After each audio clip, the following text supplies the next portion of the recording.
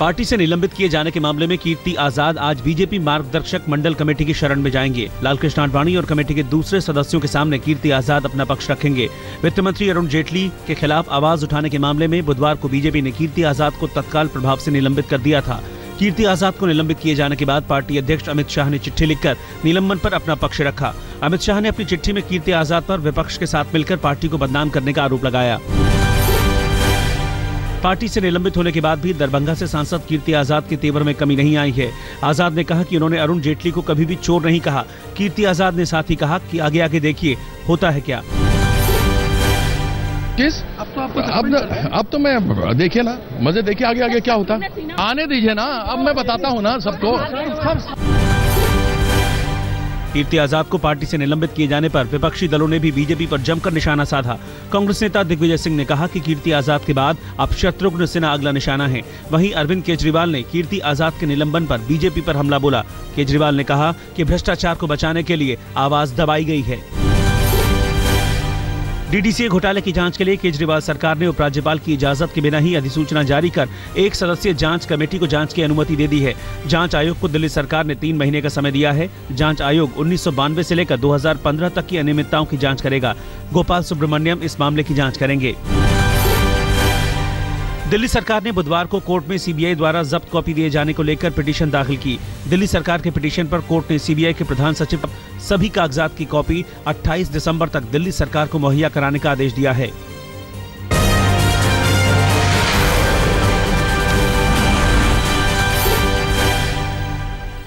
दिल्ली में 1 जनवरी से शुरू हो रहे ऑड इवन फॉर्मूले का ब्लूप्रिंट आज सामने आ सकता है। ऑड इवन फॉर्मूले के ब्लूप्रिंट पर मुख्यमंत्री अरविंद केजरीवाल आज बैठक करेंगे। 2 व्हीलर, एम्बुलेंस और पीसीआर वैन्स को ऑड इवन फॉर्मूले से छूट मिलेगी। अकेली महिला चालक वाली गाड़ियों को भी छूट मिलने की खबर है। रूस के अपने 2 दिन के दौरे पर प्रधानमंत्री नरेंद्र मोदी बुधवार को मॉस्को पहुंचे। रूस के राष्ट्रपति व्लादिमीर पुतिन के साथ पीएम ने डिनर पर चर्चा की। प्रधानमंत्री नरेंद्र मोदी आज भारत रूस वार्षिक शिखर सम्मेलन में शिरकत करेंगे। आज रूस के साथ कई द्विपक्षीय करार होने की भी उम्मीद है। पीएम आज शिखर सम्मेलन के बाद अलग अलग कंपनियों के सीईओ से भी मिलेंगे। वहीं एक एक्सपो में भी प्रधानमंत्री नरेंद्र मोदी हिस्सा लेंगे। 2 दिन के अमेठी दौरे पर गए कांग्रेस उपाध्यक्ष राहुल गांधी ने मोदी सरकार पर जमकर निशाना साधा। अपने संसदीय क्षेत्र में राहुल गांधी ने कहा कि अच्छे दिन सिर्फ सरकार के लिए हैं। राहुल गांधी ने बीजेपी में आंतरिक कलह की बात भी कही।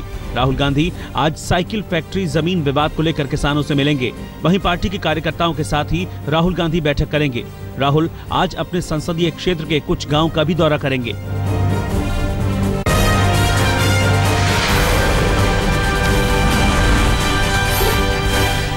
दिल्ली समेत पूरे उत्तर भारत में शीतलहर और ठंड का असर जनजीवन पर पड़ने लगा है। तापमान में लगातार गिरावट दर्ज की जा रही है। दिल्ली में जहां न्यूनतम तापमान बीती रात 6.5 डिग्री दर्ज किया गया, वहीं अंबाला में तापमान 4 डिग्री तक पहुंच गया है। शिमला समेत हिमाचल प्रदेश के पहाड़ी इलाकों में ताजा बर्फबारी से तापमान 0 के नीचे पहुंच गया है। पिछले 24 घंटे में शिमला का तापमान -2 डिग्री रिकॉर्ड किया गया। बेहद सर्दी के बाद भी शिमला में सैलानी ताजा बर्फबारी का जमकर मजा ले रहे हैं। कार फ्री डे के दिन प्रदूषण को लेकर चौंकाने वाला आंकड़ा सामने आया है। कार फ्री डे के दिन दिल्ली में पहले से ज्यादा प्रदूषण दर्ज किया गया। 22 दिसंबर को पूर्वी दिल्ली में कार फ्री डे मनाया गया, लेकिन इसका उल्टा असर दिखा। 21 दिसंबर की तुलना में 22 दिसंबर को प्रदूषण में 10 से 20% तक की बढ़ोतरी दर्ज की गई। दिल्ली में ट्रैफिक और प्रदूषण के बढ़ते प्रभाव को देखते हुए एनसीआर नोएडा में जिला प्रशासन नए साल पर डीजल गाड़ियां और प्लास्टिक बैग्स पर प्रतिबंध लगाने जा रहा है। नोएडा के डीएम ने कहा है कि 1 जनवरी से ट्रैफिक को लेकर भी कई नियम लागू किए जाएंगे। मॉल्स, इंडस्ट्री और स्कूलों के समय में बदलाव भी किए जाएंगे। खेतों में फसल न चलाने को लेकर कोर्ट के आदेश के बाद भी अमरोहा में किसान फसल के अवशेष जला रहे हैं। प्रदूषण को लेकर चल रही तमाम कोशिशों के बावजूद अमरोहा प्रशासन भी फसल अवशेष जलाए जाने को लेकर चुप है। अमरोहा में फसल के अवशेष जलाने की ये तस्वीर कैमरे में कैद की गई है।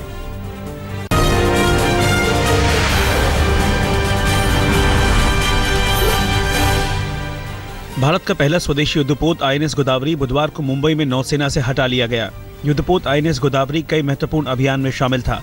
भारत में डिजाइन किए गए और बनाए गए आईएनएस गोदावरी ने नौसेना में 32 वर्ष तक महत्वपूर्ण अभियानों में भाग लिया। 1988 में ऑपरेशन कैक्टस के तहत भारत ने इसी युद्धपोत के जरिए मालदीव सरकार के विरुद्ध बगावत की साजिश नाकाम की थी। मध्य प्रदेश के सागर में युवा इंजीनियर सुयश कमल सोनी ने सोलर एनर्जी से रॉकेट लॉन्चर पैड बनाया है। इस पैड से रॉकेट लॉन्च किया जा सकता है। 23 साल के सुयश ने आंसू गैस, लाइटनिंग सिग्नल के लिए भी सस्ते उपकरण बनाने का दावा किया है। सुयश मध्य प्रदेश के कई इंजीनियरिंग कॉलेजेस में प्रोजेक्ट एडवाइजर हैं। झारखंड के देवघर में पर्यटक प्रशासन की बद इंतजामी से परेशान हैं। देवघर के पर्यटन स्थल पर न तो पर्यटकों के लिए सुविधा है और न ही सुरक्षा के पुख्ता इंतजाम। त्रिकुट रोपवे पर पर्यटकों से फोटोग्राफर और रोपवे संचालक पर मारपीट का वीडियो भी सामने आया है। इस मामले में शिकायत दर्ज की गई है। झारखंड में पाकुड़ के इलामी गांव में हाईटेंशन तार से 15 बच्चों के झुलसने की खबर है। 2,20,000 केवी के हाईटेंशन तार के स्पार्क से झुलसे बच्चों को अस्पताल में भर्ती करवाया गया है। घायल बच्चों में एक की हालत गंभीर है। गांव से होकर गुजर रहे इस तार पर कवर भी नहीं लगा हुआ। दुर्घटना के वक्त बच्चे हाईटेंशन तार के टावर के नीचे खेल रहे थे। पश्चिम बंगाल के दुर्गापुर में लोग स्विट्जरलैंड का मजा ले रहे हैं। दुर्गापुर में बर्फ का घर बनाया गया है, जिसका तापमान -6 डिग्री रखा गया है। बर्फ के इस घर में 1 घंटा बिताने के लिए 500 रुपए फीस रखी गई है। ईद मिलादुन्नबी आज मनाया जाएगा। पैगंबर हजरत मोहम्मद का जन्म दिवस मनाने के लिए मुस्लिम इलाकों में सजावट की गई है। मकानों पर झंडों के साथ पैगंबर साहब के उपदेश लगाए गए हैं। ईद को देखते हुए शांति व्यवस्था के लिए सुरक्षा के पुख्ता इंतजाम किए गए हैं।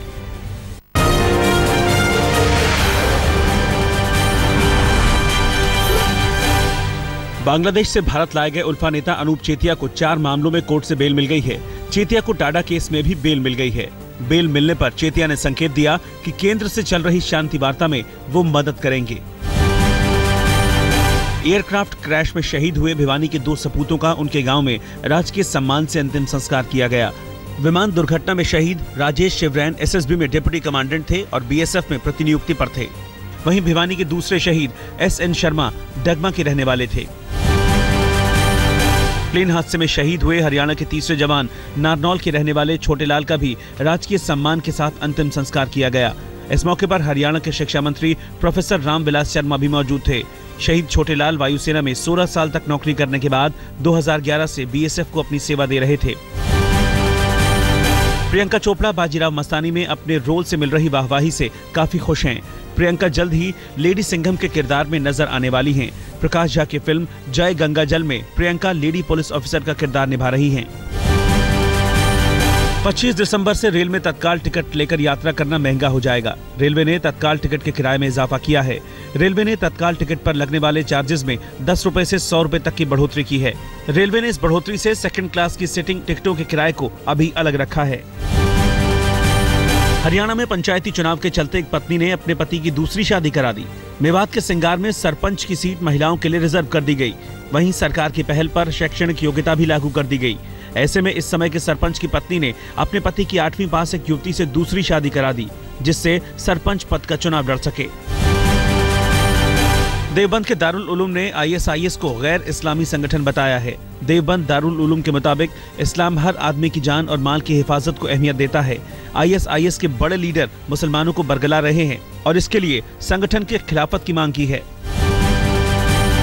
छत्तीसगढ़ के जांजगीर चांपा में खेत खलिहानों की रक्षा के लिए किसानों द्वारा अजगर पालने की खबर है।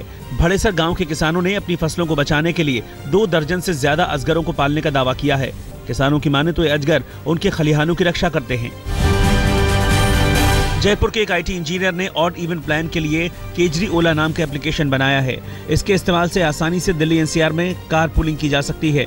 ऑड इवन प्लान की सफलता की तैयारी में जुटी दिल्ली सरकार कार पूलिंग को बढ़ावा देने की कोशिश में है। दिल्ली में क्रिकेट, बैडमिंटन जैसे पसंदीदा खेलों के बीच जिम्नास्टिक का क्रेज बढ़ रहा है।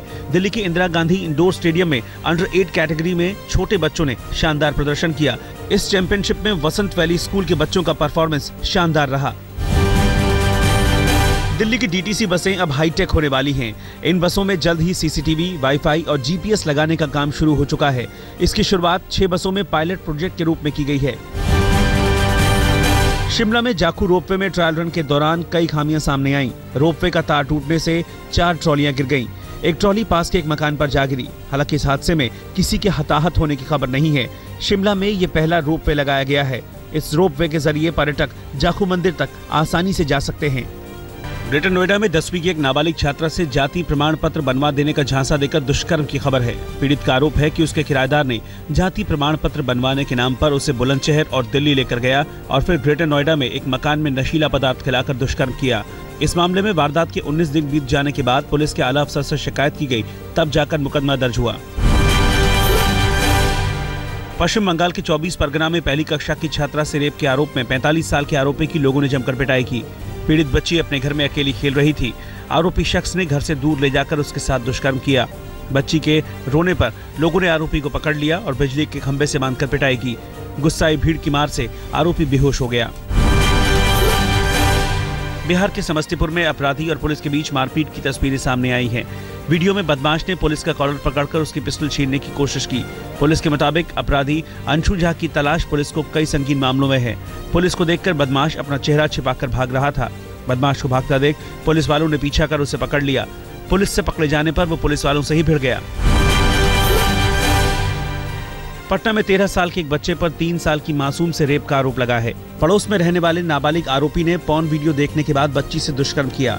इस मामले में आरोपी और उसके पिता को हिरासत में लिया गया है। बच्ची की मेडिकल रिपोर्ट में रेप की पुष्टि हो गई है। बिहार के सीतामढ़ी में पुलिस ने बच्चा चोर गिरोह का पर्दाफाश किया है। पुलिस ने बच्चा चोर गिरोह के सरगना समेत 5 महिलाओं को भी गिरफ्तार किया है। गिरोह की सरगना दरभंगा की रहने वाली है और कई बिहार के जिलों में सक्रिय थी। पुलिस को मिली खुफिया जानकारी के बाद गिरोह के सदस्यों को पकड़ा गया।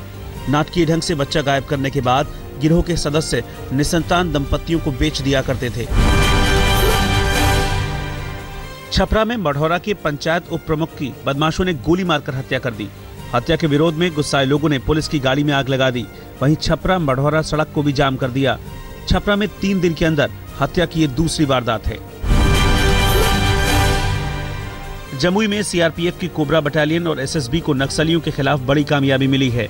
नक्सलियों के ट्रेनिंग कैंप पर छापे के दौरान सुरक्षा बलों को भारी मात्रा में नक्सली वर्दी, वेस्लिन जेल, बैनर और झंडे मिले हैं। हालांकि पुलिस बल के पहुंचने से पहले नक्सली भागने में कामयाब हो गए। कटिहार में तेल का टैंकर पलटने से एक युवक की मौत के बाद गुस्साए लोगों ने स्टेट हाईवे जाम कर दिया। शव को हटाने को लेकर पुलिस और ग्रामीणों के बीच झड़प हुई। ग्रामीणों से झड़प के दौरान पुलिस को कई राउंड हवाई फायरिंग करनी पड़ी। करीब 8 घंटे तक जाम लगाने के बाद जब पीड़ित को मुआवजे का चेक मिला, तब जाकर ग्रामीणों ने शव को हाईवे से हटाया।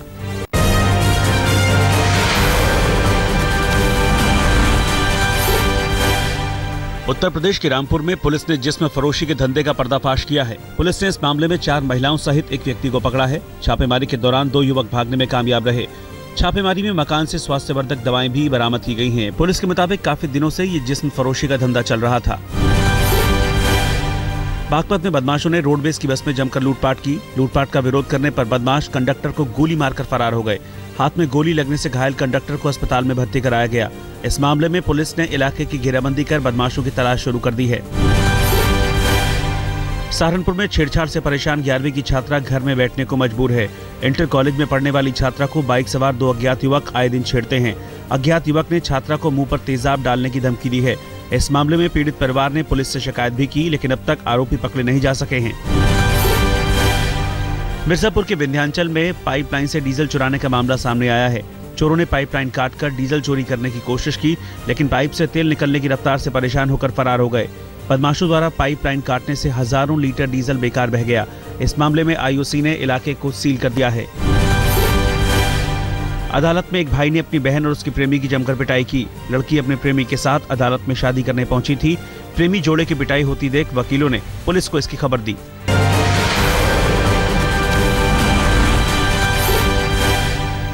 आज सुबह 11 बजे बीसीसीआई अनुशासन समिति की बैठक होगी। इस बैठक में बोर्ड की अनुशासन समिति क्रिकेटर अजीत चंडीला, हिकेन शाह और पाक अंपायर असद रऊफ के मामले में फैसला सुनाएगी। बीसीसीआई की अनुशासन समिति में शशांक मनोहर, ज्योतिरादित्य सिंधिया और निरंजन शाह हैं। T20 वर्ल्ड कप में महेंद्र सिंह धोनी को कप्तान बनाए जाने को पूर्व दिग्गज कपिल देव ने सही ठहराया है। आज तक से बातचीत में कपिल ने कहा, धोनी फिर कमाल कर सकते हैं। वहीं वीवीएस लक्ष्मण ने युवराज सिंह और आशीष नेहरा पर दांव खेला। लक्ष्मण ने कहा कि सिर्फ ऑस्ट्रेलिया में ही नहीं, T20 वर्ल्ड कप में भी दोनों खिलाड़ी खेलेंगे। पूर्व टेस्ट क्रिकेटर WB रमन को नेशनल क्रिकेट एकेडमी का बैटिंग कोच बनाया गया है। वहीं नरेंद्र हिरवानी NCA में स्पिन कोच होंगे। TA शेखर NCA में तेज गेंदबाजी की ट्रेनिंग देंगे। विजय हजारे ट्रॉफी के क्वार्टर फाइनल मुकाबले में दिल्ली के खिलाफ धोनी ने 70 रनों की पारी खेली। हालांकि इसके बाद भी झारखंड की टीम दिल्ली से हार गई। झारखंड को दिल्ली ने 99 रनों से शिकस्त दी। धोनी की टीम को हराकर दिल्ली सेमीफाइनल में पहुंच गया है। पहले विजय हजारे के पहले क्वार्टर फाइनल मुकाबले में हिमाचल प्रदेश ने पंजाब को 5 विकेट से हरा दिया।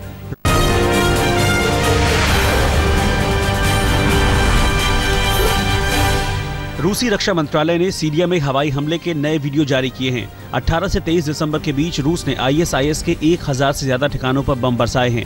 रूस ने ISIS पर मिसाइल हमला भी किया है। अमेरिका के ऑरलैंडो में सी वर्ल्ड की राइड एक युवक को भारी पड़ी। युवक सी वर्ल्ड के अंदर करीब 3 घंटे तक फंसा रहा। एक मुस्लिम परिवार को लंदन से अमेरिका जाने वाली फ्लाइट में चढ़ने से रोक दिया गया। परिवार का आरोप है कि मुस्लिम होने की वजह से उन्हें अमेरिका जाने वाली फ्लाइट पर चढ़ने नहीं दिया गया। फुटबॉलर क्रिस्टियानो रोनाल्डो ने अपने प्रशंसकों को क्रिसमस का तोहफा दिया है। रोनाल्डो ने मैड्रिड के पॉश इलाके में अपने घर की झलक अपने प्रशंसकों को दिखाई। न्यूज एजेंसी रॉयटर्स ने साल 2015 की सबसे अजीबोगरीब तस्वीरें जारी की हैं। अजीबोगरीब नजारे देखकर लोग हैरान रह गए।